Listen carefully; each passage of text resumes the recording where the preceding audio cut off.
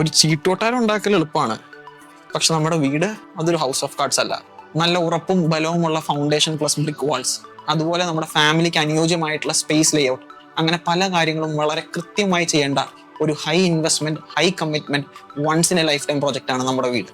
ഏറ്റവും ട്രെൻഡിങ് ആയിട്ടുള്ള ഡിസൈൻസ് ഉപയോഗിച്ച് നമുക്കൊരു പ്ലാൻ വരയ്ക്കാം, പക്ഷെ ശരിയായ രീതിയിൽ കൺസ്ട്രക്ട് ചെയ്തില്ലെങ്കിൽ നമ്മുടെ വീടും ഒരു ചീട്ടുകൊട്ടാരം പോലെ ആവും. ഒരൊറ്റ കല്ലിളകിയാൽ മാത്രം മതി. ഒരു നല്ല കൺസ്ട്രക്ഷൻ സ്ട്രാറ്റജി തിരഞ്ഞെടുക്കാൻ നിങ്ങൾക്കറിയാമോ? അതിനുവേണ്ടി എത്രമാത്രം പാരാമീറ്റേഴ്സ് കൺസിഡർ ചെയ്യണമെന്ന് നിങ്ങൾ ചിന്തിക്കുന്നുണ്ടോ? ഒരു നല്ല കൺസ്ട്രക്ഷൻ സ്ട്രാറ്റജി തിരഞ്ഞെടുത്ത് അതിനുവേണ്ടി ഒരു ഹോം ഓണർ എത്രമാത്രം ഇൻവോൾവ് ആവണമെന്ന് മനസ്സിലാക്കാൻ പോളോ ഓർഗനൈസ് ചെയ്യുന്ന ഈ വെബിനാർ കണ്ടു നോക്കും. ഓക്കെ, നമ്മുടെ ടോപ്പിക് വരുന്നത് choose the right professional for your home construction എന്നുള്ളതാണ്. ശരിക്കും ഈ റൈറ്റ് പ്രൊഫഷണൽ എന്ന് പറയുന്നത് ഓരോ ഹോം ഓണർക്കും ഡിഫറെന്റ് ആണ്. അതായത് ഒരു ഹോം ഓണറുടെ റൈറ്റ് പ്രൊഫഷണൽ ആയിരിക്കില്ല അടുത്തൊരു ഹോം ഓണറുടേത്. അത് നമുക്ക് ഡിഫറൻഷിയേറ്റ് ചെയ്യാൻ സാധിക്കുന്നത് ശരിക്കും ഓരോ ഹോം ഓണേഴ്സിന്റെയും പെർട്ടിക്കുലർ ആയിട്ടുള്ള ഗോൾസ്, അവരുടെ ലൈഫ് സ്റ്റൈൽസ്, ഇല്ലെങ്കിൽ അവരുടെ ലെവൽ ഓഫ് ഇൻവോൾവ്മെന്റ് എന്ന് പറയാം. അതായത് ഒരു പ്രോജക്റ്റിൽ എത്രത്തോളം അവരുടെ ഒരു ഇൻവോൾവ്മെന്റ് കൊണ്ടുവരാൻ പറ്റും എന്നുള്ളതിനെയൊക്കെ ബേസ് ചെയ്തുകൊണ്ടാണ് നമുക്കൊരു ഓരോ ഹോം ഓണർക്കും ആപ്റ്റ് ആയിട്ടുള്ള ഒരു ബെസ്റ്റ് കൺസ്ട്രക്ഷൻ മെത്തേഡ് നമുക്ക് സജസ്റ്റ് ചെയ്യാൻ സാധിക്കുള്ളൂ. അപ്പൊ അതിലേക്കുള്ള ഒരു ഗൈഡാണ് നമ്മളുടെ ഇന്നത്തെ ഒരു വെബിനാർ കൊണ്ട് മെയിൻലി ഉദ്ദേശിക്കുന്നത്. അതായത് ഈ ഒരു വെബിനാറിന്റെ എൻഡോട് കൂടി നിങ്ങൾക്ക് ആവശ്യമായിട്ടുള്ള, നിങ്ങൾക്ക് കറക്റ്റ് ആയിട്ടുള്ള ഒരു പ്രൊഫഷണലിനെ ചൂസ് ചെയ്യാൻ സാധിക്കും എന്നാണ് ഞാൻ എക്സ്പെക്ട് ചെയ്യുന്നത്. ഫസ്റ്റ് നമ്മൾ ഈ ഹോം ഓണേഴ്സിനെ കുറച്ച് കാറ്റഗറീസ് ആയിട്ട് നമ്മൾ ഡിവൈഡ് ചെയ്തിട്ടുണ്ട്. അതൊരു ഈസി അണ്ടർസ്റ്റാൻഡിങ്ങിന് വേണ്ടിയിട്ടാണ്. ശരിക്കും നമുക്ക് ഇത്ര നമ്പർ ഓഫ് പ്രൊഫഷണൽസ് ആണെങ്കിൽ ഇത്ര കാറ്റഗറി ആണെന്ന് കാറ്റഗറൈസ് ചെയ്യാന്നുള്ളത് ഭയങ്കര ഡിഫിക്കൽട്ട് ആയിട്ടുള്ള ഒരു ടാസ്ക് ആണ്. കാരണം ഓരോ ഓണേഴ്സിന്റെയും റിക്വയർമെന്റ്സും അവരുടെ ലൈഫ് സ്റ്റൈലും ഒക്കെ ഡിഫറെന്റ് ആയതുകൊണ്ട് തന്നെ, പക്ഷെ ഒരു ഈസി അണ്ടർസ്റ്റാൻഡിങ്ങിന് വേണ്ടിയിട്ടാണ് നമ്മൾ ഇത്ര കാറ്റഗറീസ് ആയിട്ട് ഡിവൈഡ് ചെയ്തിട്ടുള്ളത്. നെക്സ്റ്റ് തിങ്, നമുക്ക് അവൈലബിൾ ആയിട്ടുള്ള കൺസ്ട്രക്ഷൻ പ്രൊഫഷണൽസ്, അതിൽ മെയിൻലി നമ്മൾ ഒരു 5 കാറ്റഗറി ഓഫ് പ്രൊഫഷണൽസിനെ ആണ് ചൂസ് ചെയ്തിട്ടുള്ളത്. ഈ 5 കാറ്റഗറി ഓഫ് പ്രൊഫഷണൽസിനെ പറ്റിയിട്ട് നമ്മളൊന്ന് ബ്രീഫ്ലി ഡിസ്കസ് ചെയ്യും. പിന്നെ ഈ ഓരോ കാറ്റഗറി ഹോം ഓണേഴ്സിനും ഏറ്റവും ബെസ്റ്റ് സ്യൂട്ടബിൾ ആയിട്ടുള്ള പ്രൊഫഷണൽ ഏതാണെന്നുള്ള ഒരു കമ്പാരിസൺ ആണ് നെക്സ്റ്റ് ചെയ്യാൻ ഉദ്ദേശിക്കുന്നത്. അതിനുശേഷം നമ്മൾ ചൂസ് ചെയ്തിട്ടുള്ള, അതായത് കാറ്റഗറി നമ്മൾ ഫൈനലൈസ് ചെയ്തു, അതിനുശേഷം നമ്മൾ ചൂസ് ചെയ്തിട്ടുള്ള പ്രൊഫഷണൽ ട്രസ്റ്റ്വർത്തി ആണ് എന്ന് നമുക്ക് എൻഷുർ ചെയ്യാനുള്ള കുറച്ച് ഡീറ്റെയിൽസും, പിന്നെ ഈ ഒരു പ്രൊഫഷണലുമായിട്ട് നമ്മളൊരു എഗ്രിമെന്റ് വെക്കും. നമ്മൾ എപ്പോഴും ഒരു കൺസ്ട്രക്ഷൻ എഗ്രിമെന്റ് വെക്കുന്നത് ഫ്യൂച്ചറിലുള്ള ഡിസ്പ്യൂട്ട്സ് ഒഴിവാക്കാനും, അത് ബോത്ത് ക്ലയന്റിന്റെയും കോൺട്രാക്ടറുടെയും രണ്ടുപേരുടെയും ഒരു പീസ്ഫുൾ ആയിട്ടുള്ള ഒരു വർക്ക് എൻവയോൺമെന്റ് ക്രിയേറ്റ് ചെയ്യാൻ വേണ്ടിയിട്ടാണ് നമ്മൾ എപ്പോഴും ഒരു എഗ്രിമെന്റ് വെക്കുന്നത്. ഇങ്ങനെ പ്രോപ്പർ ആയിട്ട് നമ്മൾ ഒരു എഗ്രിമെന്റിൽ ഇൻക്ലൂഡ് ചെയ്യേണ്ട കാര്യങ്ങൾ, അതിലൂടെ നമുക്ക് ഫ്യൂച്ചറിലുള്ള ഡിസ്പ്യൂട്ട്സ് ഒക്കെ ഒഴിവാക്കാൻ സാധിക്കും. അപ്പൊ അങ്ങനെ ഒരു എഗ്രിമെന്റിൽ നമ്മൾ ഇൻക്ലൂഡ് ചെയ്യേണ്ട, മാൻഡേറ്ററി ആയിട്ടും ഇൻക്ലൂഡ് ചെയ്യേണ്ടതും നോർമലായിട്ട് ആളുകൾ മിസ് ചെയ്ത് പോകുന്നതുമായിട്ടുള്ള കുറച്ച് കാര്യങ്ങൾ കൂടിയാണ് നമ്മൾ ഈ ഒരു വെബിനാറിൽ ഡിസ്കസ് ചെയ്യാൻ ഉദ്ദേശിക്കുന്നത് മെയിൻലി. ഓക്കെ, നമുക്ക് ഈ ഒരു ഹോം ഓണേഴ്സിനെ നമ്മൾ ഈ പറഞ്ഞ രീതിയിൽ കാറ്റഗറൈസ് ചെയ്യുന്നത് കുറച്ച് എലമെന്റ്സിനെ ബേസ് ചെയ്തുകൊണ്ടാണ്.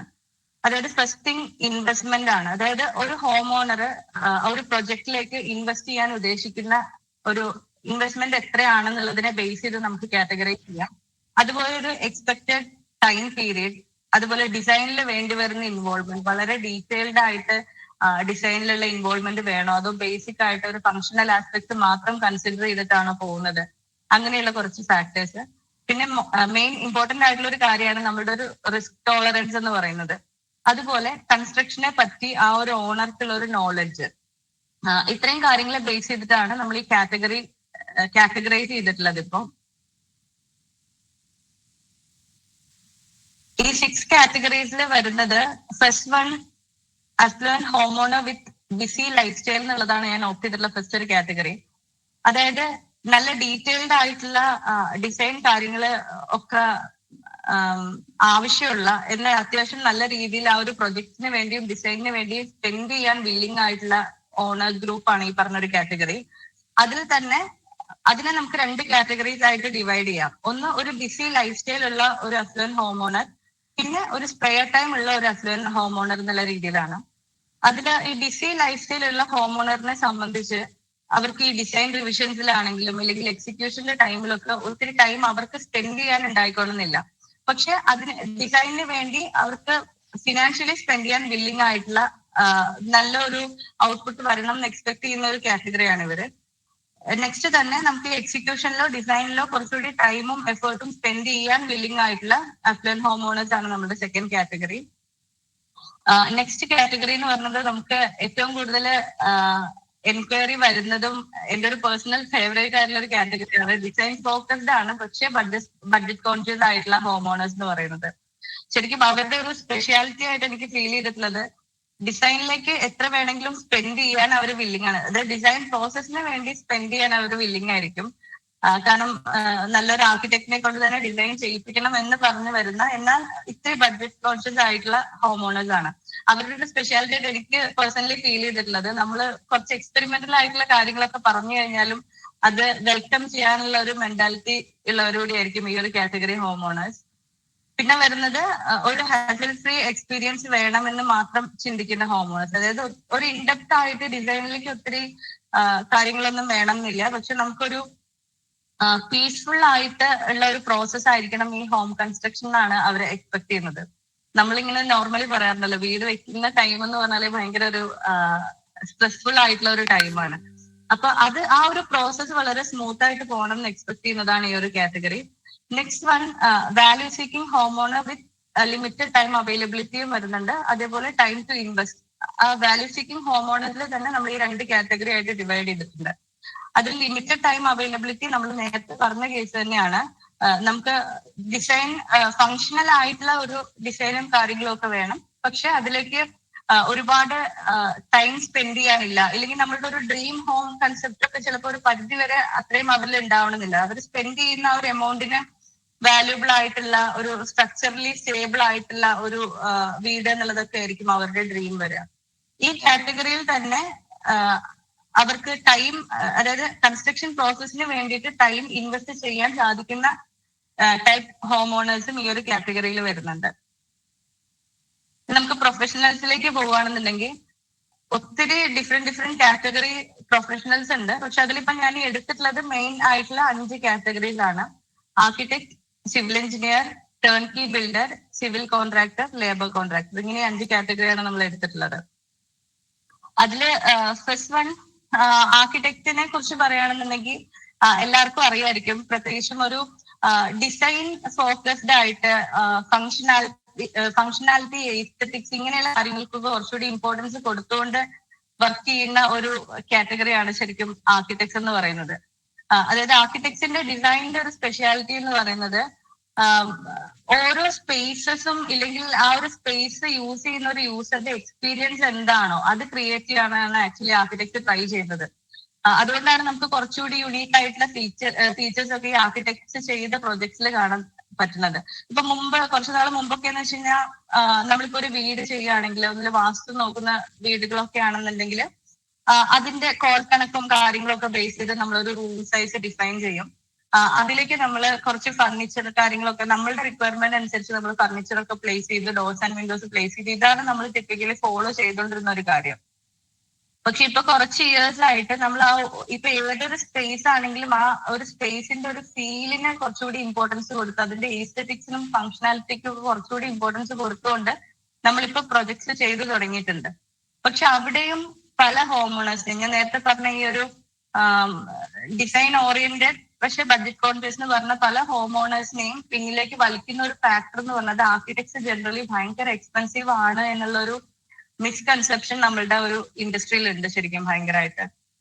പക്ഷെ അത് കംപ്ലീറ്റ്ലി എന്ന് പറയാൻ പറ്റില്ല. അപ് ടു ആൻ എക്സ്റ്റെന്റ് അത് കറക്റ്റ് ആണെങ്കിലും ഒരു നല്ല പെർസെന്റേജ് ബഡ്ജറ്റ് ഫ്രണ്ട്ലി ആയിട്ട് വർക്ക് ചെയ്യുന്ന ആർക്കിടെക്ട്സും നമ്മുടെ കൂടെ ഉണ്ട്. അതായത് നല്ലൊരു ആർക്കിടെക്റ്റിന്റെ ഒരു ഇൻവോൾവ്മെന്റോട് കൂടി നമുക്ക് ചിലപ്പോൾ ഒരു പ്രോജക്റ്റിന്റെ കോസ്റ്റ് റെഡ്യൂസ് ചെയ്യാൻ പറ്റിയെന്നിരിക്കും.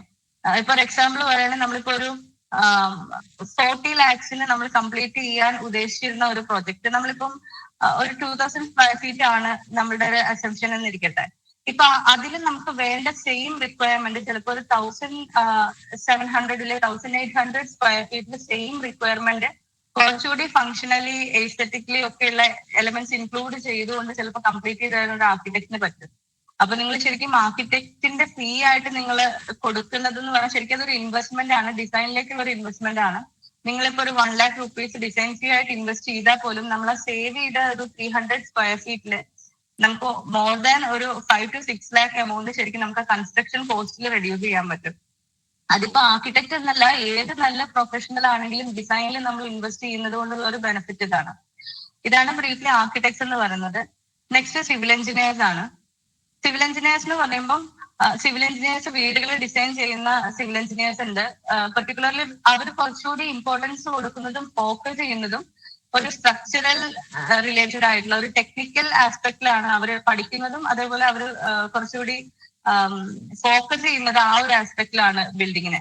അപ്പം ഈ ആർക്കിടെക്ട്സ് തന്നെ അവരുടെ പ്രോജക്ട്സിന്റെ സ്ട്രക്ചറൽ റിലേറ്റഡ് ആയിട്ടുള്ള കാര്യങ്ങളൊക്കെ കൺസൾട്ട് ചെയ്യുന്നത് സിവിൽ എഞ്ചിനീയേഴ്സിനെയാണ്.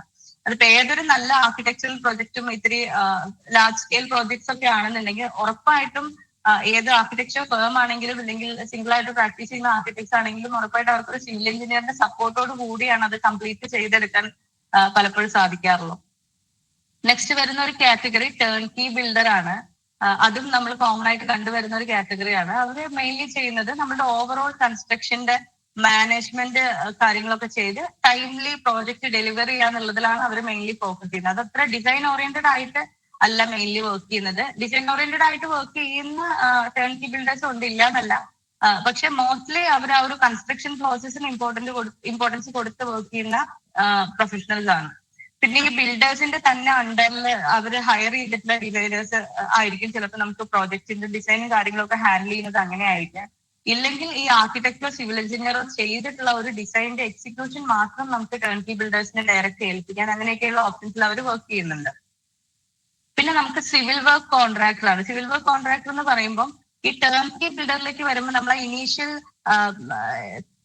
ഡിസൈനിന്റെ സ്റ്റാർട്ടിങ് തൊട്ട് ശരിക്കും ഒരു കീ ഡെലിവർ ചെയ്യുന്നത് വരെയുള്ള എല്ലാ കാര്യങ്ങളും അവര് കോർഡിനേറ്റ് ചെയ്ത് പോകുന്നുണ്ട്. പക്ഷെ സിവിൽ കോൺട്രാക്ടേഴ്സ് എന്ന് പറയുമ്പോൾ നമുക്ക് ആ ഒരു മെറ്റീരിയൽ കാര്യങ്ങളൊക്കെ നോക്കി സിവിൽ വർക്കിന്റെ ആ ഒരു പാർട്ട് മാത്രമായിരിക്കും അവരുടെ ഒരു റോളിനകത്ത് വരുന്ന കേസ് എന്ന് പറയുന്നത്. അതായത് ബ്രിക്ക് ഇനീഷ്യൽ ഫൗണ്ടേഷൻ വർക്കുകൾ, പിന്നെ brick work, main slab concreting, plastering, floor concreting, ആ ഒരു സ്റ്റേജ് വരെയൊക്കെ ആയിരിക്കും മിക്ക സിവിൽ കോൺട്രാക്ടേഴ്സും വർക്ക് ചെയ്യുന്നുണ്ടാവുക.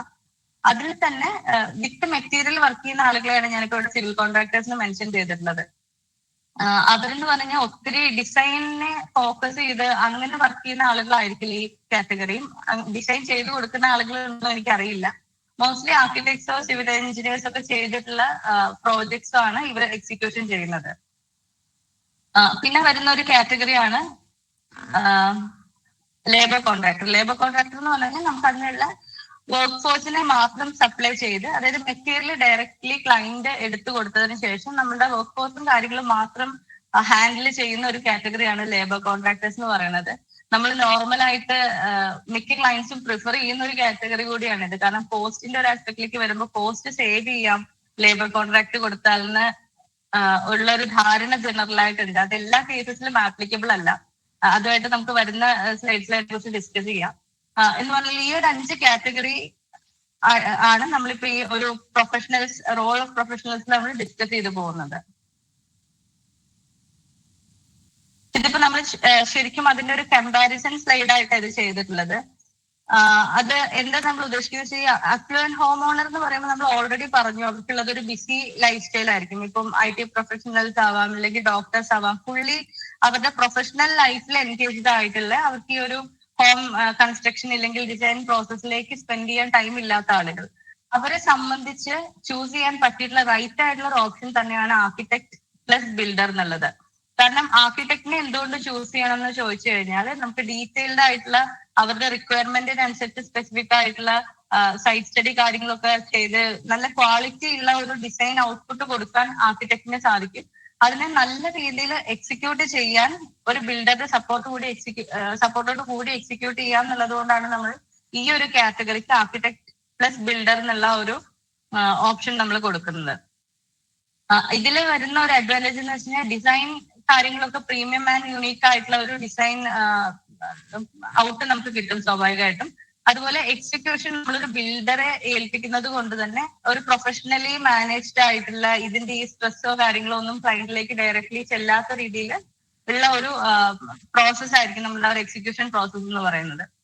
ഇതിൽ വരുന്ന ഒരു കേസ് എന്ന് പറഞ്ഞാൽ ഇത്രയും ഒരു ഹൈ എൻഡ് സർവീസ് നമ്മൾ എടുക്കുന്നത് കൊണ്ട് തന്നെ ഉറപ്പായിട്ടും കോസ്റ്റ് നമ്മൾ മറ്റ് കമ്പയർ ചെയ്യുന്ന ഈ ലേബർ കോൺട്രാക്ട് കൊടുക്കുന്നതിനൊക്കെ അപേക്ഷിച്ച് നോക്കുമ്പോൾ കുറച്ചുകൂടി ഒരു ഹയർ കോസ്റ്റ് ആയിരിക്കും ഈ ഒരു കാറ്റഗറിയിൽ വരുന്നത്. നെക്സ്റ്റ് ഈ സെയിം കാറ്റഗറി തന്നെ അക്വൻ ഹോമോണർ വിത്ത് സ്പെയർ ടൈം ഉള്ള ഒരു ആളെ സംബന്ധിച്ച് സ്പെയർ ടൈം മാത്രമല്ല, ശരിക്കും സ്പെയർ ടൈമും അതുപോലെ കൺസ്ട്രക്ഷനെ പറ്റി പ്രോപ്പർ നോളജും ഒക്കെ ഉള്ള ഒരാളെ സംബന്ധിച്ച് നമുക്ക് ആർക്കിടെക്റ്റിന്റെ ഡിസൈൻ പ്ലസ് ലേബർ കോൺട്രാക്ട് എന്നുള്ളൊരു ഓപ്ഷൻ അവർക്ക് സജസ്റ്റ് ചെയ്യാൻ പറ്റും. അപ്പൊ അതിൽ നമുക്ക് ഡിസൈൻ ഈ പറഞ്ഞ സെയിം ഒരു ക്വാളിറ്റി കീപ്പ് ചെയ്യാൻ സാധിക്കും. പക്ഷെ എക്സിക്യൂഷനിലേക്ക് വരുമ്പോൾ നമുക്ക് കംപ്ലീറ്റ്ലി ആർക്കിടെക്ട് ഇതിന്റെ എക്സിക്യൂഷന്റെ കാര്യങ്ങൾ കംപ്ലീറ്റ്ലി നോക്കണം എന്നില്ല. ആ ഒരു പാർട്ട് ചിലപ്പോൾ ഹോം ഓണർ നല്ല രീതിയിൽ ഇൻവോൾവ് ചെയ്യേണ്ടി വരും. ഇപ്പൊ ആർക്കിടെക്റ്റിന്റെ എൻഡിൽ നിന്ന് അതിന്റെ ഡിസൈൻ റിലേറ്റഡ് ആയിട്ടുള്ള കാര്യങ്ങളും ബഡ്ജറ്റ് ഇല്ലെങ്കിൽ അതിന്റെ ബാക്കി specification, structural detailing, electrical drawing, plumbing drawing, ആ ഒരു പാർട്ട് കംപ്ലീറ്റ് നമ്മൾ ആർക്കിടെക്ട് സ്വാഭാവികമായിട്ട് ചെയ്തു കൊടുക്കും. പക്ഷെ നമ്മുടെ പ്രോജക്റ്റിലെ സൈറ്റ് വിസിറ്റ്സ് ഒക്കെ ലിമിറ്റഡ് നമ്പേഴ്സ് ആണ്. മിക്ക ആർക്കിടെക്ട്സും ഒരു പ്രോജക്റ്റ് എടുക്കുകയാണെന്നുണ്ടെങ്കിൽ number of free site visits, ചിലർ ഫ്രീ സൈറ്റ് വിസിറ്റ്സ് ചെയ്യും, അല്ലാതെ ഉള്ളവരാണെങ്കിൽ limited number of site visits ആണ് മിക്ക ആർക്കിടെക്ട്സും പ്രൊവൈഡ് ചെയ്യുക. അപ്പൊ അങ്ങനെയുള്ള കേസസിൽ അവരുടെ സൈറ്റ് വിസിറ്റ്സിനുള്ള അഡീഷണൽ ചാർജസ് നമ്മൾ പേ ചെയ്യാൻ വില്ലിങ് ആവണം.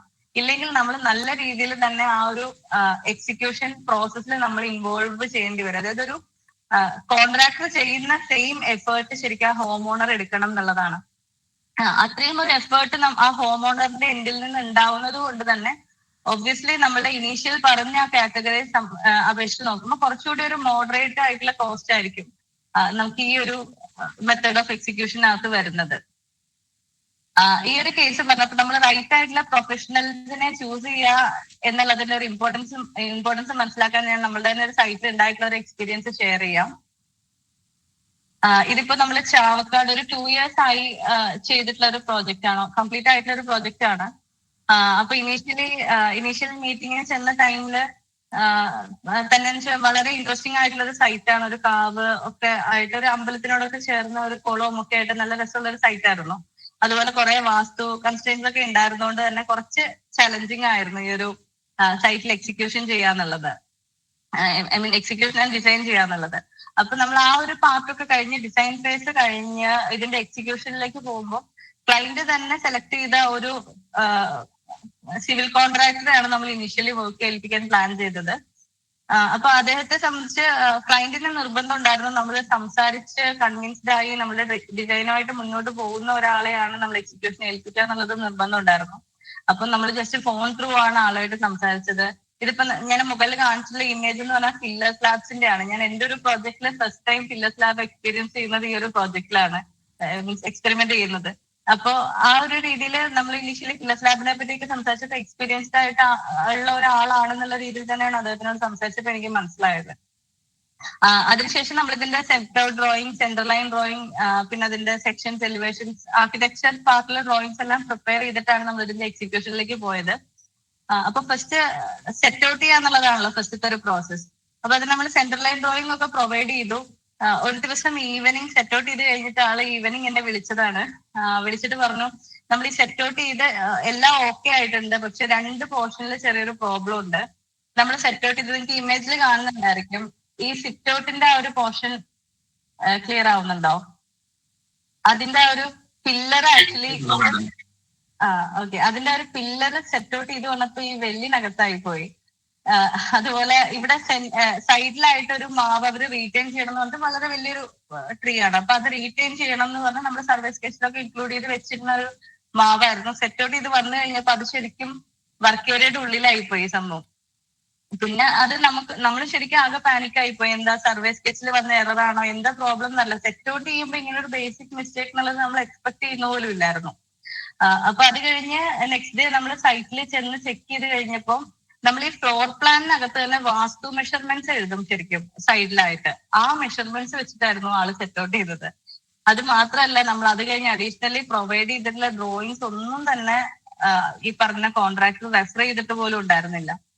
അപ്പൊ ശരിക്കും ഇത്രയും ഡ്രോയിങ്സ് നമുക്ക് ഈ സെറ്റ് ഔട്ട് ചെയ്യാൻ ഉള്ള പ്രോസസ്സ്, അല്ലെങ്കിൽ എന്തൊരു പ്രോസസ്സ് ആണെങ്കിലും ഈസി ആക്കാൻ വേണ്ടിയാണ് നമ്മൾ ഇത്രയും നമ്പർ ഓഫ് ഡ്രോയിങ്സ് കൊടുക്കുന്നത് ശരിക്കും. പക്ഷെ യാതൊരു ഡ്രോയിങ്സ് റെഫർ ചെയ്തിരുന്നില്ല എന്ന് മാത്രമല്ല വളരെ വലിയ മിസ്റ്റേക്സ് ആയിരുന്നു സെറ്റ് ഔട്ട് ചെയ്തതിൽ ചെയ്തു വെച്ചിട്ടുണ്ടായിരുന്നത്.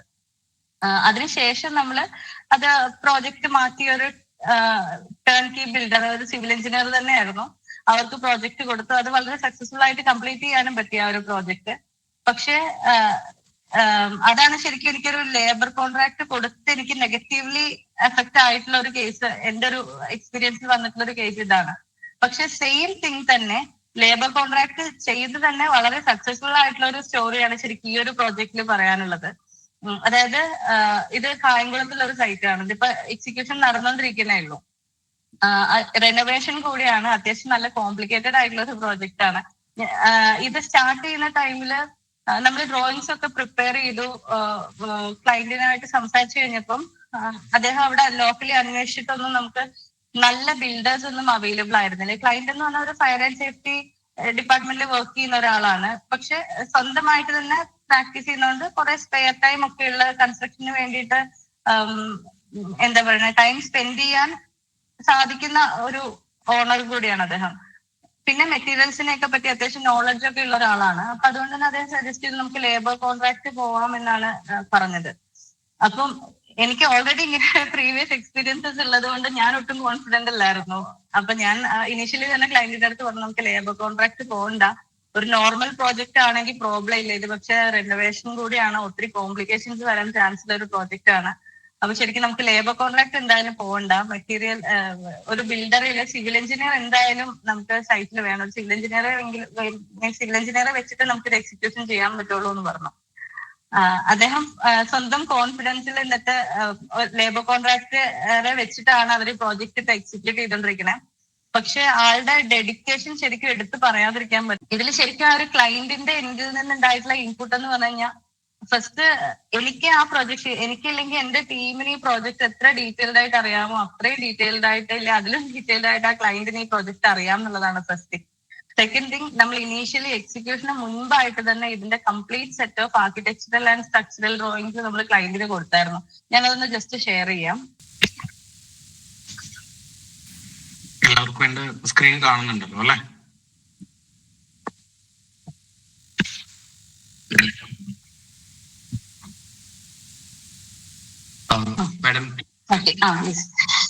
ഇതിപ്പോ അതിന്റെ ഫ്ലോർ പ്ലാൻ ആണ്.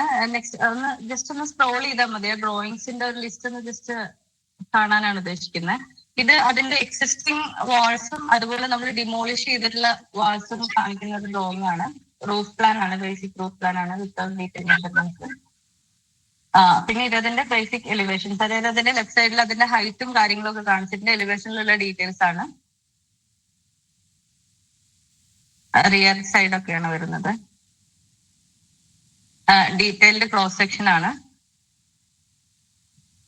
ക്രോസ് സെക്ഷൻസ് തന്നെയാണത്. ബാക്കി ഇത് നമ്മുടെ ഡോർ വിൻഡോ ഷെഡ്യൂൾ എന്ന് പറഞ്ഞ ഡീറ്റെയിൽ ആണ്.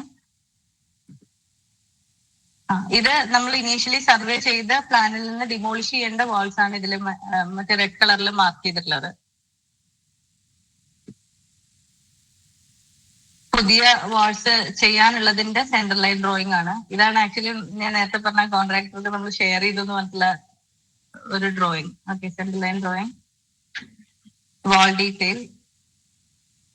ഇത് ഓരോ ഡ്രോയിങ്ങും ഞാൻ ഡീറ്റെയിൽ ആയിട്ട് എക്സ്പ്ലെയിൻ ചെയ്യുന്നില്ല, കാരണം അത് ഭയങ്കര ടൈം കൺസ്യൂമിങ് ആയിരിക്കും. സെറ്റ് ഔട്ട് ചെയ്യാനുള്ള ബേസിക് സൈഡ് ബൗണ്ടറീസ് എന്നുള്ള മെഷർമെന്റ്സ് ആണ്.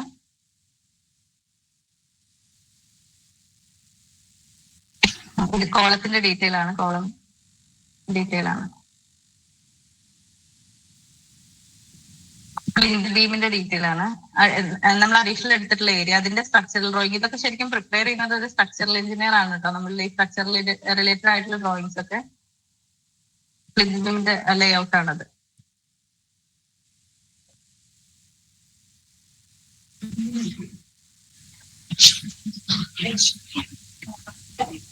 ജസ്റ്റ് ഒന്ന് സ്ക്രോൾ ചെയ്ത്, ഇത് നമ്മളുടെ ആ വാട്ടർ ബോഡി വരുന്ന ഏരിയയുടെ ഒരു ക്രോസ് സെക്ഷൻ ആയിരുന്നു.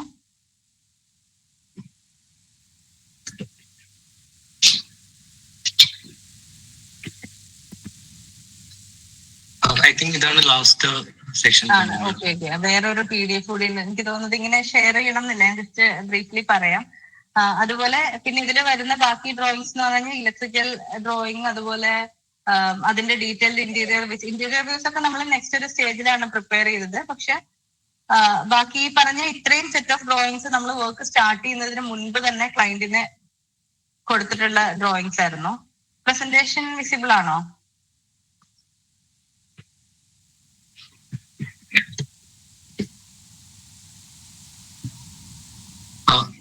ആയിട്ടില്ല മാഡത്തിന്റെ പ്രസന്റേഷൻ ആയിട്ടില്ല.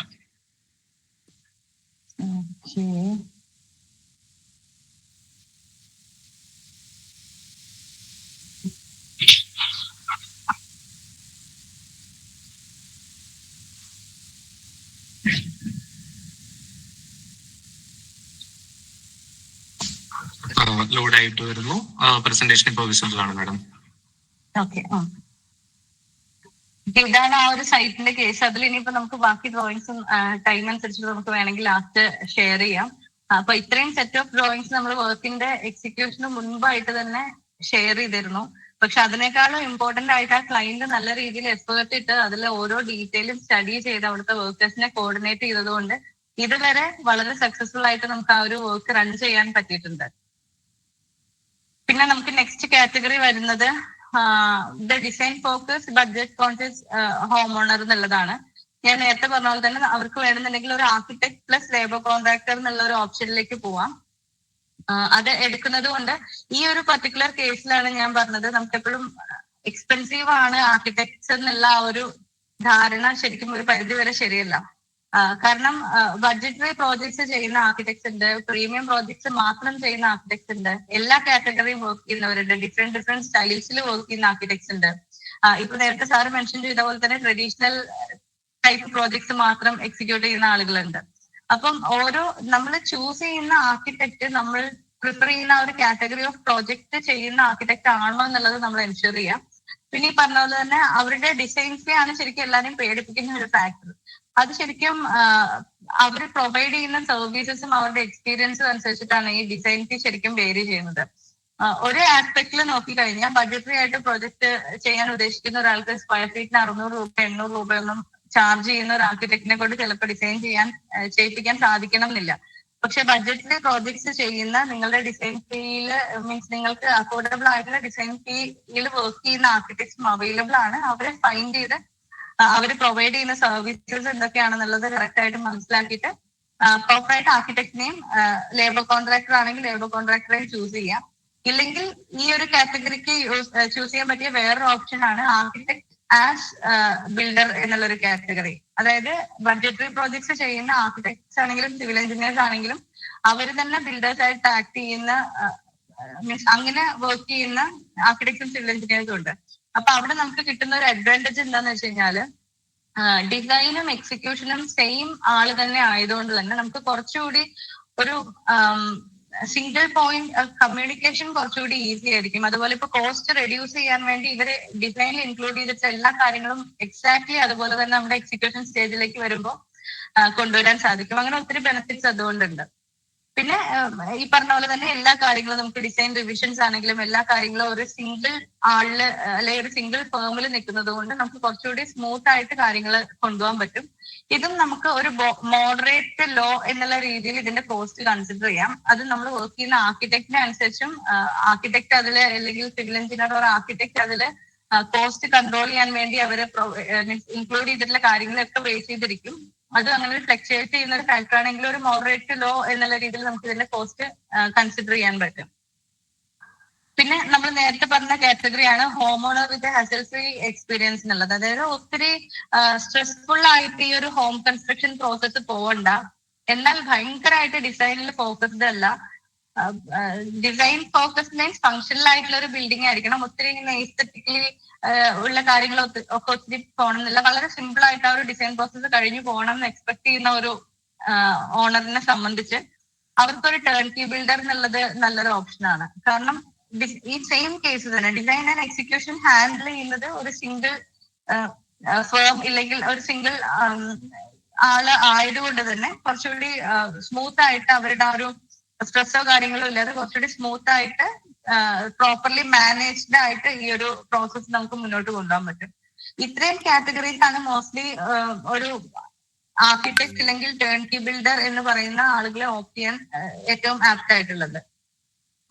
നെക്സ്റ്റ് വരുന്നത് നമ്മൾ പറഞ്ഞ സെയിം കാറ്റഗറി ആയിരുന്നു value seeking home owner with limited time availability, value seeking home owner with time to invest. ഈ രണ്ട് കാറ്റഗറി ആണെങ്കിലും ഇവരുടെ ഒരു പ്രൈമറി ഫോക്കസ് എന്ന് പറയുന്നത് എപ്പോഴും ഒരു എസ്തെറ്റിക് വാല്യൂ ഇല്ലെങ്കിൽ അങ്ങനെയുള്ള ഒരു ഫാന്റസി ആസ്പെക്ടിനേക്കാൾ കൂടുതലായിട്ട് കുറച്ചുകൂടി ഒരു പ്രാക്ടിക്കൽ ആയിട്ടുള്ള കുറച്ചുകൂടി കോസ്റ്റ് കട്ട് ഡൗൺ ചെയ്യാൻ പറ്റുന്ന രീതിയിലുള്ള, നിങ്ങളിപ്പോ ആർക്കിടെക്റ്റിന്റെ പ്രോജക്ട്സ് ഒക്കെ കാണുമ്പോൾ തന്നെ അറിയാം, ചിലപ്പോൾ അവർ കുറച്ച് ഒരു വെന്റിലേഷൻ ആഡ് ചെയ്യുന്ന പർപ്പസിന് വേണ്ടിയിട്ടോ ഇല്ലെങ്കിൽ ഈ ഡിസൈനിന്റെ എസ്തെറ്റിക്സ് ബൂസ്റ്റ് ചെയ്യാനൊക്കെ വേണ്ടിയിട്ട് ചിലപ്പോൾ കട്ടിങ്സും അങ്ങനെയുള്ള കാര്യങ്ങളൊക്കെ പ്ലാനുകളിലൊക്കെ ആഡ് ചെയ്യുന്നത് നിങ്ങൾ കണ്ടിട്ടുണ്ടാവും.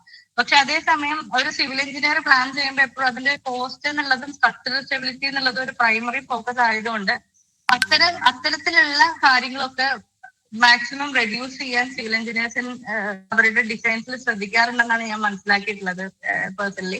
അപ്പം അത്തരം ഡിസൈൻസ് ചെയ്യുന്നതിലൂടെ എന്താ പറയുക ഒരു പരിധി വരെ കോസ്റ്റ് സേവ് ചെയ്യാനും എന്നാൽ നമ്മുടെ ബിൽഡിങ്ങിന്റെ ഒരു സ്ട്രക്ചറൽ റിലേറ്റഡ് ആയിട്ടുള്ള അതിന്റെ സേഫ്റ്റി അങ്ങനത്തെ കാര്യങ്ങളൊന്നും കോംപ്രമൈസ് ചെയ്യാതെ തന്നെ മുന്നോട്ട് കൊണ്ടുപോകാൻ വേണ്ടിയിട്ട് ഈ ഒരു സിവിൽ എഞ്ചിനീയേഴ്സ് ഡിസൈൻ ചെയ്യുന്നതുകൊണ്ട് സാധിക്കും. അങ്ങനെ അതുകൊണ്ട് ഇത്തരം ഓണേഴ്സിന് ഓപ്റ്റ് ചെയ്യാൻ പറ്റിയ ഒരു ബെസ്റ്റ് ഓപ്ഷൻ ആണ് സിവിൽ എഞ്ചിനീയർ പ്ലസ് ബിൽഡർ. ഇല്ലെങ്കിൽ കുറച്ചുകൂടി കോസ്റ്റ് സേവ് ചെയ്യണം, നമുക്ക് കുറച്ചുകൂടി സ്പെൻഡ് ചെയ്യാൻ ടൈം ഉണ്ടെന്നുള്ള കേസിൽ നമുക്ക് civil engineer plus labour contractor എന്നുള്ള ഒരു ഓപ്ഷനും ചൂസ് ചെയ്യാൻ സാധിക്കും. ഇത് ഈ പറഞ്ഞ പോലെ നമുക്ക് ഫങ്ഷണൽ ആൻഡ് കോസ്റ്റ് എഫക്റ്റീവ് ആണ് എന്നുള്ളതാണ് ഇതിന്റെ ഒരു പ്രൈമറി ഡിസൈനിൽ വരുന്ന മെയിൻ ഒരു കേസ് വരുന്നത്. എക്സിക്യൂഷനിലേക്ക് വരുമ്പോൾ കുറച്ചുകൂടി പ്രൊഫഷണൽ ആണ്, എന്നാൽ പ്രാക്ടിക്കൽ ആയിട്ടുള്ള രീതിയിലായിരിക്കും അതിന്റെ എക്സിക്യൂഷൻ കാര്യങ്ങളൊക്കെ വരുന്നുണ്ടാവാം. ഇതിനെയും നമുക്ക് കോസ്റ്റിലേക്ക് വരുമ്പോൾ മോഡറേറ്റ് ഇല്ലെങ്കിൽ മോഡറേറ്റ് ലോ എന്നുള്ള രീതിയിൽ ഇതിന്റെ കോസ്റ്റിനെ നമുക്ക് കാറ്റഗറൈസ് ചെയ്യാൻ സാധിക്കും.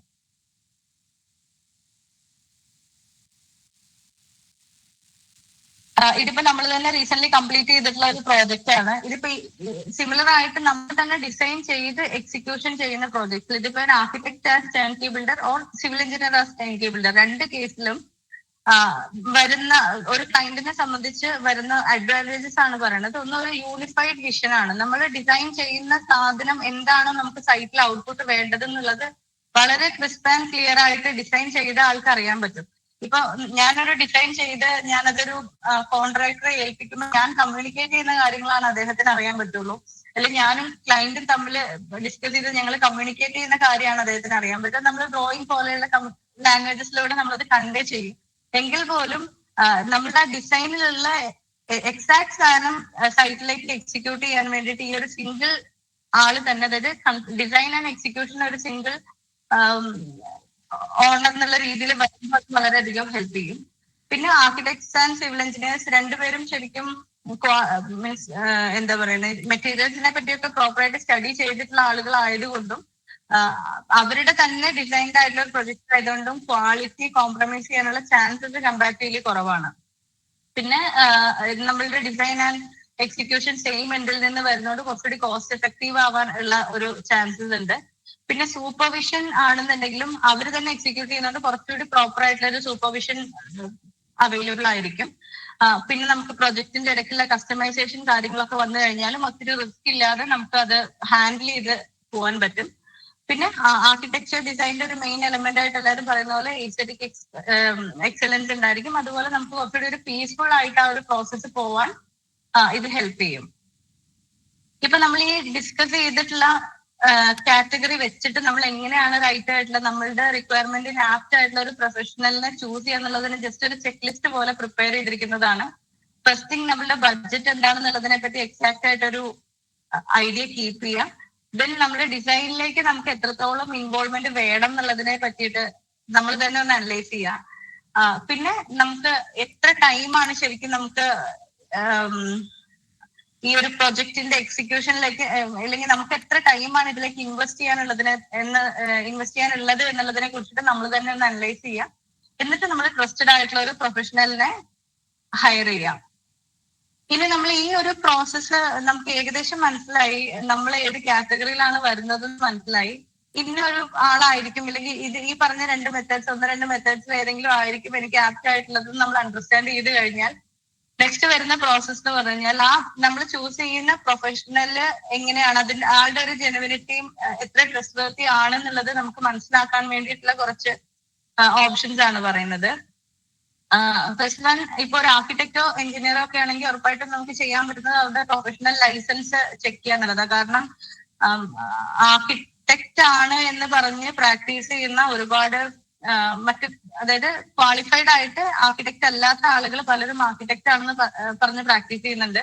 സെയിം തന്നെ സിവിൽ എഞ്ചിനീയറിലുണ്ട്, ഇന്റീരിയർ ഡിസൈനേഴ്സിലുണ്ട്. ക്വാളിഫൈഡ് അല്ലാത്ത പലരും ഇന്റീരിയർ ഡിസൈനർ ആണെന്ന് പറഞ്ഞിട്ടും സിവിൽ എഞ്ചിനീയർ ആണെന്നൊക്കെ പറഞ്ഞ് പ്രാക്ടീസ് ചെയ്യുന്നുണ്ട്. അതിൽ നമുക്ക് ഈ ആർക്കിടെക്റ്റിന്റെ എന്താണ് ഞാനിപ്പോ പറയുന്നത്, നിങ്ങൾ കൺസൾട്ട് ചെയ്തിട്ടുള്ള ആർക്കിടെക്ട് ജെനുവിൻ ആയിട്ടുള്ള ഒരു ആർക്കിടെക്ട് ആണെന്ന് അറിയാനുള്ള ഒരു ഓപ്ഷൻ കൗൺസിൽ ഓഫ് ആർക്കിടെക്ചർ എന്ന് പറഞ്ഞൊരു വെബ്സൈറ്റ് ഉണ്ട്. അത് ഈ ആർക്കിടെക്റ്റിന്റെ വേണ്ടിയിട്ടുള്ള ഒരു വെബ്സൈറ്റ് ആണ്. അതിനകത്ത് ഈ കൗൺസിൽ ഓഫ് ആർക്കിടെക്ചറിൽ നമ്മൾ എൻട്രി ചെയ്ത് കഴിഞ്ഞാൽ വെരിഫൈ യുവർ ആർക്കിടെക്ട് എന്ന് പറഞ്ഞിട്ട് നമുക്ക് അതിനകത്തൊരു ടാബ് കാണാൻ പറ്റും. അത് ക്ലിക്ക് ചെയ്ത് കഴിയുമ്പോൾ നമുക്ക് രജിസ്റ്റർ നമ്പർ എൻ്റർ ചെയ്ത് കൊടുക്കാനുള്ള ഓപ്ഷൻ ഉണ്ട്. അതിൽ നിങ്ങളുടെ ആർക്കിടെക്റ്റിന്റെ എല്ലാ ആർക്കിടെക്റ്റിനും ഒരു യൂണീക്ക് ആയിട്ടുള്ള ഒരു രജിസ്റ്റർ നമ്പർ ഉണ്ടായിരിക്കും. ആ രജിസ്റ്റർ നമ്പർ എൻ്റർ ചെയ്ത് ക്യാപ്ച എൻ്റർ ചെയ്ത് കഴിഞ്ഞാൽ നമുക്ക് സെർച്ച് ചെയ്ത് കഴിഞ്ഞാൽ നിങ്ങളുടെ ആർക്കിടെക്ട് അദ്ദേഹത്തിനെ കുറിച്ചിട്ടുള്ള കുറച്ച് ബേസിക് ഡീറ്റെയിൽസ് ഒക്കെ നിങ്ങൾക്ക് മനസ്സിലാക്കാൻ പറ്റും. അപ്പൊ അത് ശരിക്കും വേറെ ഏതൊരു ഫീൽഡ് ആണെന്നുണ്ടെങ്കിലും ലൈസൻസ് ഇല്ലാതെ ഫേക്ക് ആയിട്ട് പ്രാക്ടീസ് ചെയ്യാന്ന് പറഞ്ഞാൽ ഭയങ്കര വലിയൊരു ഒഫൻസ് ആണ്.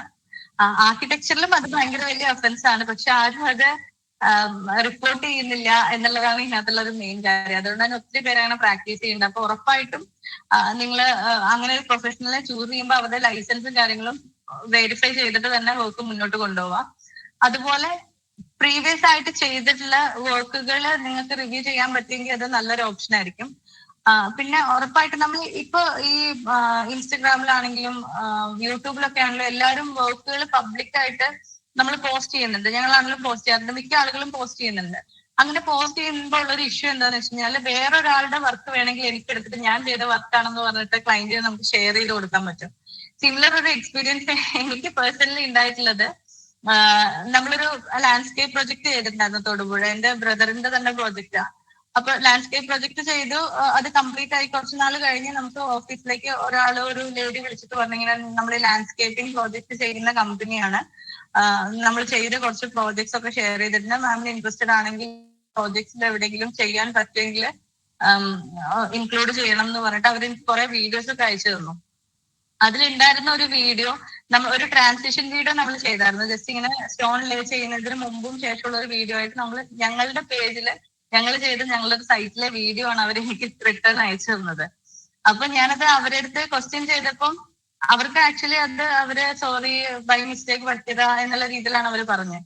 അത് ശരിക്കും എനിക്ക് തന്നെ ആക്സിഡന്റലി എന്റെ വീഡിയോ മീൻസ് എന്റെ നമ്മുടെ ഫേം ചെയ്തൊരു വീഡിയോ ഷെയർ ചെയ്തു തന്നു. അതുപോലെ അവർ ഒരുപാട് വീഡിയോസ് എനിക്ക് ഷെയർ ചെയ്തു തന്നു. അതൊക്കെ ഏതൊക്കെ ഫേം ചെയ്തതാണെന്നോ ആര് ചെയ്ത വർക്കുകളാണെന്നോ ശരിക്കും പറഞ്ഞാൽ നമുക്ക് വിശ്വസിക്കാൻ പറ്റില്ല അത് അവർ ചെയ്ത പ്രോജക്ട്സ് തന്നെയാണെന്ന്. അതൊരു വലിയ പ്രോബ്ലം ആണ്. നമുക്ക് ഇത്രയും സോഴ്സസ് ഓൺലൈനിലൊക്കെ നമുക്ക് വാട്ടർമാർക്ക് ചെയ്ത് നമ്മൾ വീഡിയോ ഇട്ടാലും ഡൗൺലോഡ് ചെയ്തെടുക്കാൻ പറ്റും. അപ്പൊ അങ്ങനെ നമുക്ക് കിട്ടുന്ന ഇമേജസ് കണ്ടിട്ട് വിശ്വസിക്കാതിരിക്കുക. അതിന് നമുക്കുള്ള ഒരു ഓപ്ഷൻ എന്ന് പറഞ്ഞു കഴിഞ്ഞാൽ അവരുടെ തന്നെ പ്രൊഫൈൽസിൽ പബ്ലിക് ആയിട്ട് ഇട്ടിട്ടുള്ള വീഡിയോസ് മിക്കവാറും അവർ ചെയ്തിട്ടുള്ളത് തന്നെയായിരിക്കും. കാരണം പബ്ലിക്ലി പോസ്റ്റ് ചെയ്യുന്നതായതുകൊണ്ട് സോഷ്യൽ മീഡിയ പേജസ് വേണമെങ്കിൽ നമുക്ക് ചെക്ക് ചെയ്യാം. അതുപോലെ അവരുടെ എക്സ്പീരിയൻസും കാര്യങ്ങളും ഒക്കെ നമുക്ക് അസസ് ചെയ്യാൻ പറ്റും.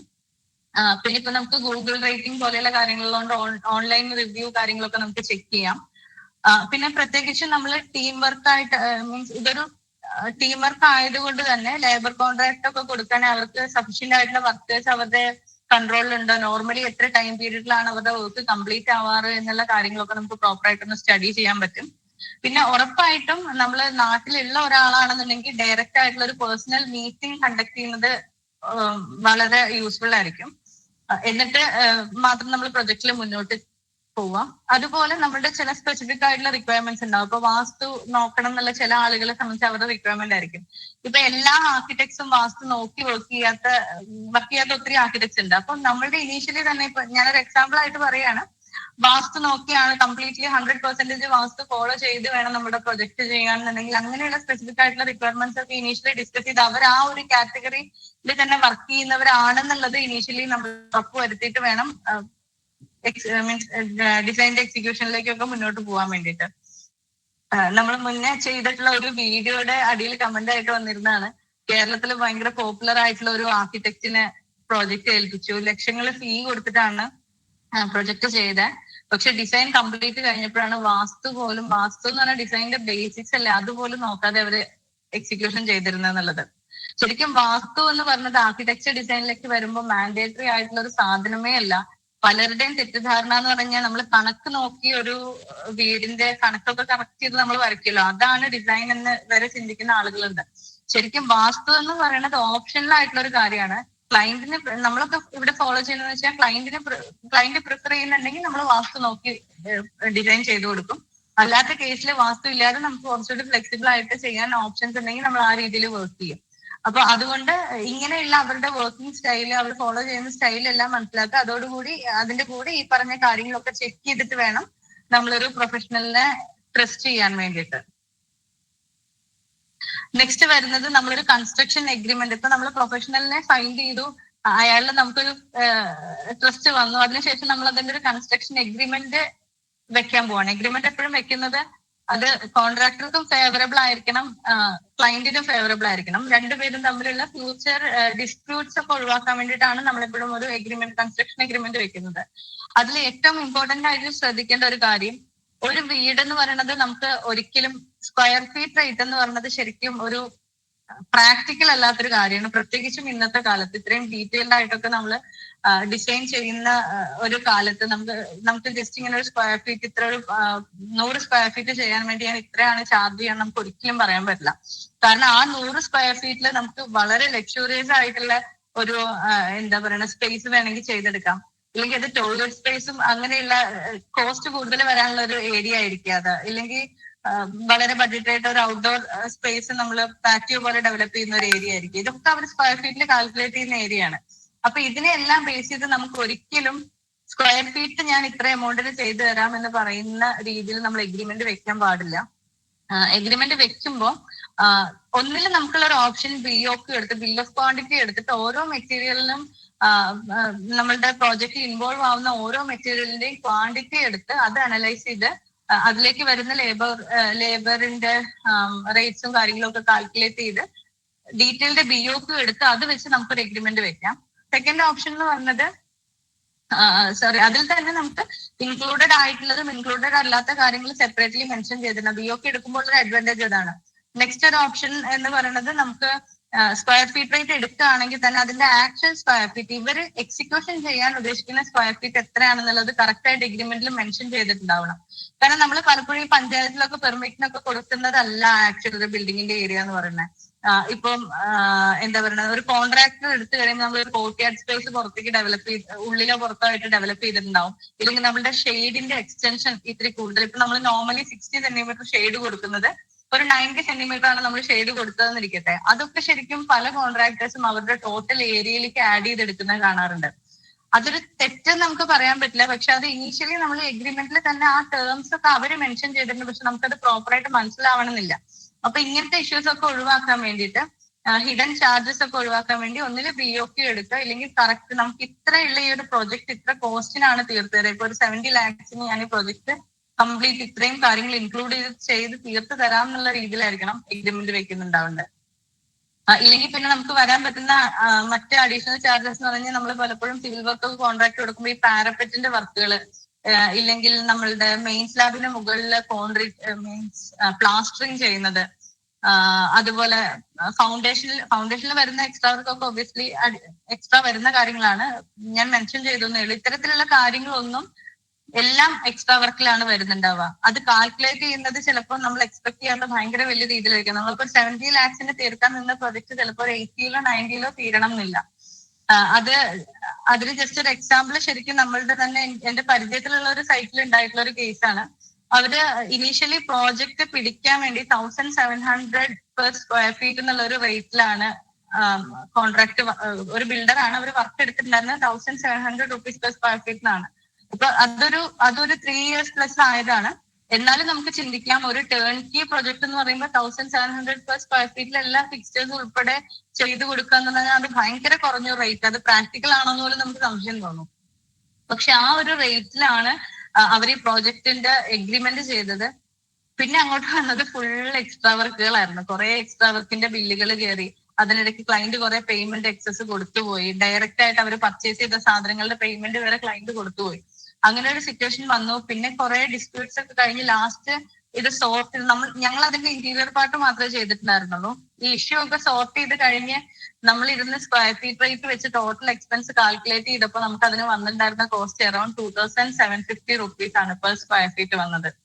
ശരിക്കും ഒരു 1050 rupees പെർ സ്ക്വയർ ഫീറ്റ് ഒരു പ്രൊജക്റ്റിൽ അഡീഷണൽ വരാന്ന് പറയുമ്പോൾ, കാരണം 1700 ഇൻറ്റു ഒരു 3000 എന്നുള്ളതാണ് ആ ക്ലയന്റിന്റെ മൈൻഡിൽ ആകെയുള്ള ഒരു ബഡ്ജറ്റ്. പിന്നെ ഇത് ഈ വർക്ക് ഒരു സ്ഥലത്ത് എത്താതെ ആ ഫണ്ട് തീർന്നു എന്ന് പറയുമ്പോൾ ഒരു മാനസികാവസ്ഥ ആലോചിച്ച് നോക്കിയാൽ മനസ്സിലാവും. അതുകൊണ്ടാണ് ഇത്തരത്തിലുള്ള കാര്യങ്ങളൊക്കെ മൈൻഡിൽ വെച്ചിട്ട് തന്നെ പറ്റിയെങ്കിൽ ഡീറ്റെയിൽഡ് BOQ എടുത്തിട്ട് മാത്രം നമ്മൾ എപ്പോഴും എഗ്രിമെന്റ് സൈൻ ചെയ്യാന്ന് പറയുന്നത്. അതുപോലെ നമ്മുടെ എഗ്രിമെന്റിലുള്ള ഒരു ലൈൻ പോലും നമുക്ക് മനസ്സിലാവാത്ത ഒരു ലൈൻ പോലും ആ എഗ്രിമെന്റിൽ ഉണ്ടെങ്കിൽ അത് സൈൻ ചെയ്യരുത്. കാരണം എവിടെയാണ് ഇതിനകത്ത് എന്തെങ്കിലും ലൂപ്പ് ഹോൾസോ കാര്യങ്ങളോ ഉണ്ടോ എന്ന് നമുക്ക് എല്ലാ ആളുകളും ആക്ച്വലി ഇതുപോലെ പ്രാക്ടീസ് ചെയ്യുന്നവരാണെന്നല്ല ഞാൻ പറഞ്ഞത്. പക്ഷെ നമ്മളുടെ ആസ് എ ക്ലയന്റ് നമ്മളുടെ പാർട്ട് എപ്പോഴും ക്ലിയർ ചെയ്തിട്ട് മാത്രം എഗ്രിമെന്റ് സൈൻ ചെയ്യാം. അത് കഴിഞ്ഞ് time line and mile stones പറയുന്നത് നമുക്കൊരു പ്രോപ്പർ വർക്ക് ഷെഡ്യൂൾ എപ്പോഴും ഉണ്ടായിരിക്കണം. അത് നമുക്ക് എഫിഷ്യന്റ് ആയിട്ടൊന്ന് പ്രൊജക്ടിന്റെ ടൈം മാനേജ് ചെയ്യാനും ഫാസ്റ്റ് ആയിട്ട് വർക്ക് തീർക്കുന്നതിലൂടെ നമുക്ക് കോസ്റ്റ് കൺട്രോൾ ചെയ്യാനും അതുപോലെ കുറച്ചുകൂടി സ്മൂത്ത് ആയിട്ട് നമുക്ക് ആ ഒരു പ്രോസസ്സ് റൺ ചെയ്യാൻ ഇത് ശരിക്കും ഹെൽപ്പ് ചെയ്യും. നല്ല ഫേംസ് ഒക്കെ ആണെന്നുണ്ടെങ്കിൽ അവർ ഓരോ പ്രോസസ്സിനും ശരിക്കും ടൈം ലൈൻ ഷെഡ്യൂൾ ചെയ്യും. ഇനീഷ്യലി ഇപ്പൊ നമ്മൾ സെറ്റ് ഔട്ട് ചെയ്യുന്നത് ഇന്ന ഡേ ആണെന്നുണ്ടെങ്കിൽ എസ്കവേഷൻ ഇത്ര ഡേയ്സ് എടുത്തു.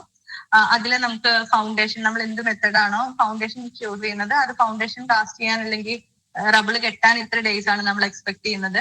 പ്ലിന്ത് ബീമിൽ ഇത്ര ഡേയ്സ് ആണ്, അതിന് ക്യൂറിങ് ഇത്ര ഡേയ്സ് വന്നു. അങ്ങനെ ഓരോ സ്റ്റേജസിനും ഫിക്സ്ഡ് ആയിട്ട് നമുക്ക് ഇത്ര ടൈം പീരീഡിന്റെ ഉള്ളിൽ തീർക്കുന്ന നമുക്കൊരു വർക്ക് കലണ്ടർ പോലെ ഒരു സംഭവം ശരിക്കും ഉണ്ടാവും.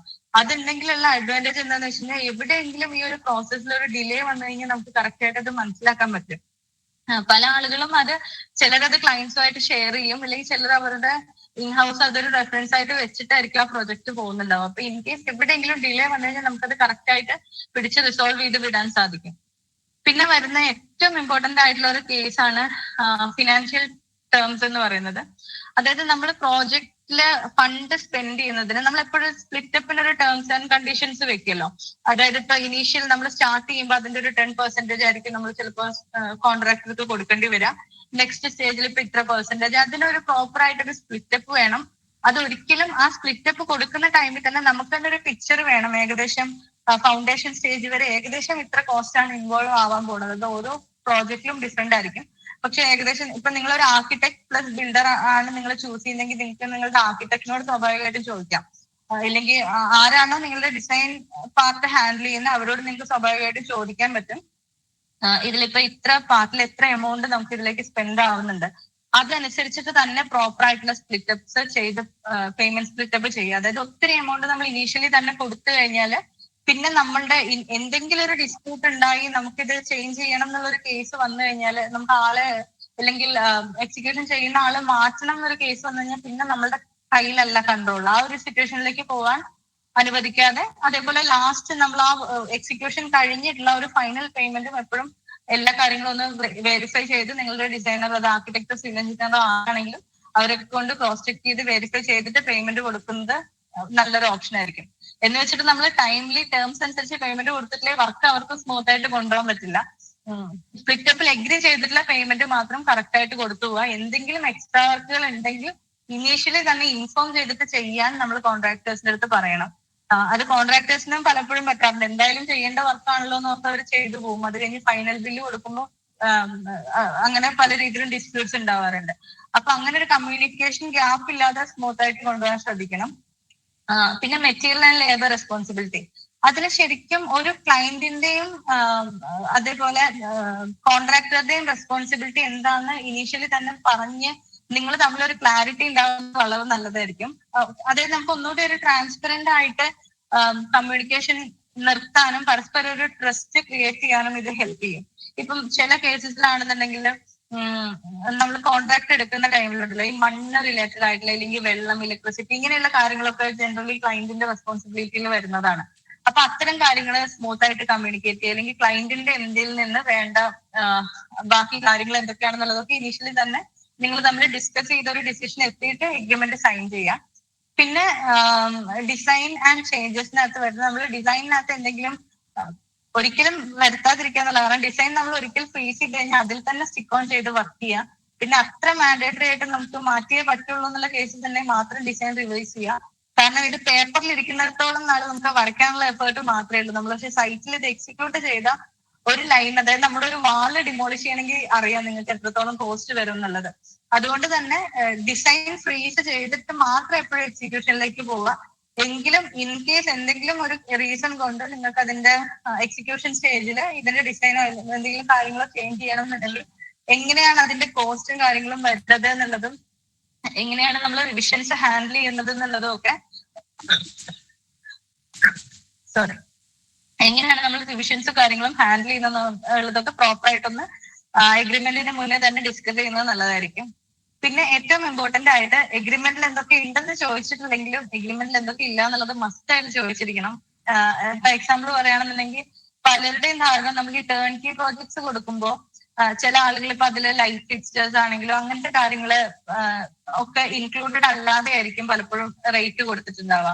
ഇപ്പൊ ഇല്ലെങ്കിൽ കോമ്പൗണ്ട് വാളിന്റെ കേസ്, ലാൻഡ്സ്കേപ്പിങ്ങിന്റെ കേസ്, അപ്പൊ അത്തരം കാര്യങ്ങളൊക്കെ നമ്മൾ തന്നിട്ടുള്ള എഗ്രിമെന്റിൽ ഇൻക്ലൂഡഡ് ആണോ എന്നുള്ളത് ഇനീഷ്യലി ചോദിക്കണം. ഇല്ലെങ്കിൽ ഇപ്പൊ നമ്മൾ 50 ലാഖ് നമുക്ക് ടോട്ടൽ പ്രോജക്ട് കംപ്ലീറ്റ് ചെയ്ത് കിട്ടുന്ന എക്സ്പെക്ട് ചെയ്തിരിക്കുന്ന ഒരു ക്ലയന്റിനെ സംബന്ധിച്ച് അതിപ്പോ ഒരു സെപ്റ്റി ടാങ്ക് വെക്കാനുള്ള ഒരു 15,000 16,000 റുപ്പീസ് ആണെങ്കിൽ പോലും അതൊരു ബേർഡൻ തന്നെയാണ്. അപ്പൊ ശരിക്കും നമ്മൾ എന്താ പറയുന്നത്, കൊടുത്തിട്ടുള്ള നമ്മൾ മെൻഷൻ ചെയ്തിട്ടുള്ള എഗ്രിമെന്റിൽ എന്തൊക്കെ കാര്യങ്ങൾ ഇല്ലാതെ ഉണ്ട്, അതായത് അഡീഷണൽ ഇവര് പ്രോജക്ട് തീർത്ത് പോയതിനു ശേഷം നമ്മളുടെ എൻഡിൽ നിന്ന് എന്തൊക്കെ കാര്യങ്ങൾക്ക് സ്പെൻഡ് ചെയ്യണം എന്നുള്ളത് കറക്റ്റ് ആയിട്ട് ചോദിക്കുക. അതുപോലെ നമ്മൾ ഡിസൈനിലാണ് എഗ്രിമെന്റ് വെക്കുന്നതെന്നുണ്ടെങ്കിൽ ഇതിൽ പെർമിറ്റ് ഫീസ് അങ്ങനെയുള്ള കാര്യങ്ങളൊക്കെ അഡീഷണൽ കയറി വരുന്നതാണല്ലോ. പിന്നെ വേറൊരു കേസാണ് ക്യൂറിംഗ് പോലെയുള്ള കാര്യങ്ങൾ. അത് പല സൈറ്റ്സിലും ഡിസ്പ്യൂട്ട് ഉണ്ടാവുന്ന ഒരു കേസാണ്. നമ്മൾ എക്സിക്യൂഷൻ കഴിഞ്ഞു, സൈറ്റിൽ വർക്കേഴ്സ് ഇല്ലാത്ത ദിവസം സ്വാഭാവികമായിട്ടും അവർ ക്യൂറിംഗ് മീൻസ് വെള്ളം നനയ്ക്കാനൊന്നും അവർ വരണമെന്നില്ല. അപ്പം നമ്മൾ ചിലപ്പോൾ ഒരാളെ നിർത്തി 3 നേരം ചിലപ്പോൾ നമ്മൾ നനയ്ക്കും. കാരണം കോൺക്രീറ്റ് സ്ട്രോങ് ആവാന്നുള്ളത് ഒരു കോൺട്രാക്ടറെക്കാളും ആവശ്യമാണ് ക്ലയന്റിനെ സംബന്ധിച്ച്. അപ്പൊ ചിലപ്പോൾ നമ്മളത് വാട്ടർ ചെയ്യാൻ വേണ്ടി ഒരാളെ കണ്ടിന്യൂസ് നിർത്തേണ്ടി വരും, അയാൾക്കുള്ള ലേബർ കോസ്റ്റ് നമ്മൾ പേ ചെയ്യേണ്ടി വരും. അപ്പൊ ക്യൂറിംഗ് ഈ കോൺട്രാക്റ്റിൽ ഉൾപ്പെടുന്നതാണോ? മിക്ക ആളുകളും തന്നെ വർക്ക് ചെയ്യുന്ന ഡേയ്സിൽ, ഹോളിഡേയ്സ് അല്ലാതെ സൈറ്റിൽ വർക്ക് ചെയ്യുന്ന ഡേയ്സിൽ അവർ തന്നെ ക്യൂറിങ്ങിനുള്ള കാര്യങ്ങൾ ചെയ്യും. അല്ലാതെ അഡീഷണൽ അതോ ഇനി ബാക്കി ക്ലയന്റിന്റെ എന്തിൽ നിന്ന് ചെയ്യേണ്ട കാര്യങ്ങൾ ഉണ്ടോ എന്നുള്ളത് മുൻകൂട്ടി ചോദിക്കുക. അതുപോലെ നമ്മൾ ഈ വാട്ടർ പ്രൂഫിംഗ്, തെർമൈറ്റ് ട്രീറ്റ്മെന്റ് പോലെയുള്ള കാര്യങ്ങളൊക്കെ ഉണ്ടല്ലോ, അതൊക്കെ പല ആളുകളും എക്സിക്യൂഷൻ കഴിഞ്ഞിട്ട് അതിനെപ്പറ്റി ചിന്തിക്കുക. പക്ഷെ ഇതൊക്കെ ശരിക്കും നമ്മുടെ ഒരു കൺസ്ട്രക്ഷൻ പ്രോസസ്സിൽ കയറി ഇറങ്ങി പോകേണ്ട കാര്യങ്ങളാണ്. അപ്പൊ ഇത്തരം കാര്യങ്ങളൊക്കെ നമ്മളുടെ സ്കോപ്പ് ഓഫ് വർക്കിൽ വരുന്നുണ്ടോ എന്നുള്ളത് പ്രോപ്പറായിട്ട് ചോദിക്കുക. അതിന്റെ കൂടെ പറയാൻ വിട്ടുപോയ വേറൊരു കേസ്, നമ്മളുടെ സിവിൽ വർക്കിന്റെ എക്സിക്യൂഷന്റെ കേസ് പറഞ്ഞപ്പം നമ്മൾ ഈ ഒരു പ്ലാസ്റ്ററിംഗ് ഫ്ലോർ കോൺക്രീറ്റ് വരെയുള്ള സ്റ്റേജിലെ സിവിൽ വർക്ക് കോൺട്രാക്ട് എടുക്കുമ്പോൾ പലരുടെയും ധാരണ ഇതിൽ വരുന്ന ഇലക്ട്രിക്കൽ പോയിന്റ്സും കാര്യങ്ങളും നമ്മൾ അതിന്റെ ഇടയ്ക്കാണല്ലോ ഈ വർക്ക് ചെയ്യുന്നത്. അപ്പൊ അതൊക്കെ സിവിൽ കോൺട്രാക്റ്റിൽ വരുന്ന തെറ്റിദ്ധരിച്ചിട്ടുള്ള ആളുകളെ ഒക്കെ സംസാരിച്ച് കേട്ടിട്ടുണ്ട്. ശരിക്കും അത് ചില ആളുകൾ ഇലക്ട്രീഷ്യന്മാരെ വെച്ചിട്ട് അവർ പാർട്ട് ചെയ്യുന്നവരുണ്ട്. എന്നാൽ നോർമലി ലേബർ കോൺട്രാക്ട് ചെയ്യുമ്പോൾ ഇത്തരം വർക്കുകളൊന്നും ഇതിൽ ഇൻക്ലൂഡഡ് ആവാറില്ല. അപ്പൊ അത്തരം കാര്യങ്ങൾ പ്രോപ്പർ ആയിട്ട് അവരോട് ചോദിച്ച് മനസ്സിലാക്കാൻ ശ്രദ്ധിക്കണം. പിന്നെ ഈ പറഞ്ഞ പോലെ നമ്മളുടെ ഈ ഒരു പ്രൊഫഷണലിനെ സെലക്ട് ചെയ്യുന്ന പ്രോസസ്സ് പാളിപ്പോയാൽ ഉണ്ടാവാനുള്ള ഒരു സാധ്യതയാണ്. നമ്മളിവിടെ തൊടുപുഴ തന്നെ ടൗണിൽ തന്നെയുള്ള ഒരു പ്രോജക്റ്റ് ആയിരുന്നു. അത് എക്സിക്യൂഷൻ ചെയ്തത് ഒരു പോപ്പുലർ ആയിട്ടുള്ള ഒരു ബിൽഡർ തന്നെയായിരുന്നു. അവരുടെ എക്സിക്യൂഷൻ പ്രോസസ്സ് കഴിഞ്ഞപ്പോൾ ക്ലയന്റ് എക്സിക്യൂഷൻ സ്റ്റാർട്ട് ചെയ്ത് ഓൾമോസ്റ്റ് ഒരു 70% ആയപ്പോ തന്നെ നേരത്തെ പറഞ്ഞ പോലെ തന്നെ ഫണ്ട് ഓൾമോസ്റ്റ് സ്പെൻഡ് ചെയ്ത് കഴിഞ്ഞു. ക്ലയന്റ് ഓൾറെഡി അനുസരിച്ച് പേയ്മെന്റ് ഒക്കെ കൊടുത്തു കഴിഞ്ഞു.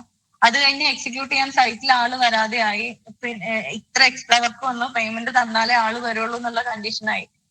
പിന്നെയും ക്ലയന്റ് പേയ്മെന്റ് കൊടുത്തു, കുറച്ച് വർക്ക് ചെയ്യും. ഇതിങ്ങനെ കുറെ നാള് പെൻഡിങ് ആയി പോയി കഴിഞ്ഞപ്പം ലാസ്റ്റ് ഇത് ഒരു രീതിയിൽ ക്ലോസ് ചെയ്യണമല്ലോ. അത് അവര് ആൾക്കാരെയൊക്കെ വെച്ച് സംസാരിപ്പിച്ച് ലാസ്റ്റ് ഇവര് പറഞ്ഞു ക്ലയന്റ് അബ്രോഡ് ആയതുകൊണ്ട് വർക്ക് ഓൾമോസ്റ്റ് കംപ്ലീറ്റ് ആയിട്ടുണ്ട്, ക്ലോസിംഗ് പേയ്മെന്റ് തരണം എന്ന് പറഞ്ഞിട്ട് ഒരു ദിവസം ക്ലയന്റിനെ വിളിക്കുകയാണ്. അപ്പൊ ആ ടൈമിൽ ഇവര് ക്ലയന്റ് ഒക്കെ സ്വാഭാവികമായിട്ടും ഫോട്ടോസ് ഒക്കെ അയച്ചു കൊടുക്കാൻ ആവശ്യപ്പെട്ട് കഴിഞ്ഞിട്ട് ഇവര് ഈ ക്ലോസറ്റും സാധനങ്ങളൊക്കെ വെറുതെ കൊണ്ടുവന്ന് പൊസിഷൻ ചെയ്തു. നമ്മൾ നോർമലി ഇതിന്റെ പ്ലംബിംഗ് കാര്യങ്ങളൊക്കെ ചെയ്തത് ഇൻസ്റ്റാൾ ചെയ്തു എന്നാണ് നോർമലി എക്സ്പെക്ട് ചെയ്യുക. അപ്പൊ ഇതെല്ലാം പ്രോപ്പർ പൊസിഷൻസിൽ കൊണ്ടുവച്ചിട്ട് വീടിന്റെ ടോട്ടൽ വീഡിയോ എടുത്ത് ക്ലയന്റിന് അയച്ചു കൊടുത്തു.